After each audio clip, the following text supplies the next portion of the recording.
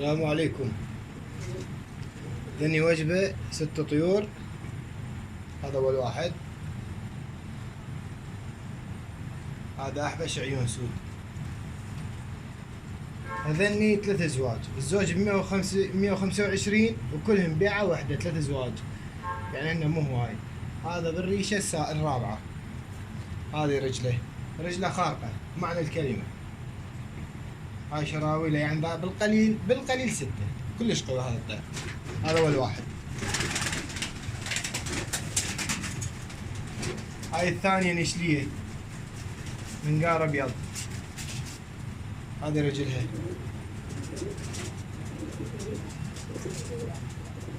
طبعا كلهم الأظافر سود، لا نعل لا هرش. بيهن واحد بريشة بيضة بناتية هسه راح تشوفوا. هاي هم تطلع 5. هذه طيور ما ملزمة.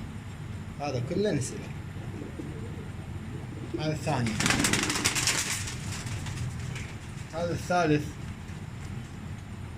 همينه مشمر رجله كلها. هذا اللي قلت لكم بيه ريشه بناتيه بس اظافر سود. هاي ريشه بناتيه بيضة نقدر نشلحها احنا، تعرفون هالفعاليات. هذا الاظفر اسود. هذا الثالث. هذا نقشه.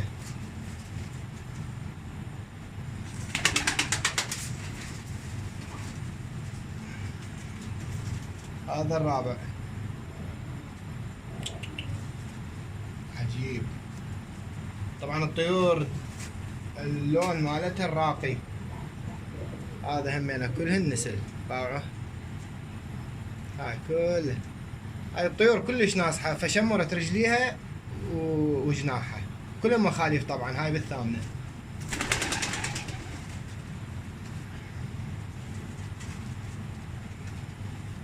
هذا ريشة الإحجال أطول من ريش الجناح. وهاي ريشة الجناح وبعد ريشة الإحجال. طيور خارقات بمعنى الكلمة. تعرفوني يعني من اكو عيب بالطير قبل احكي قبل ما احكي الميزة.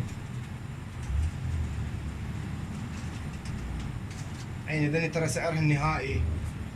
هذا هم محبش. ذني سعرها النهائي 125 للزوج، 3 أزواج بيعة واحدة. هذا همينه ريشة بناتية نقدر نشلحها ترى احنا.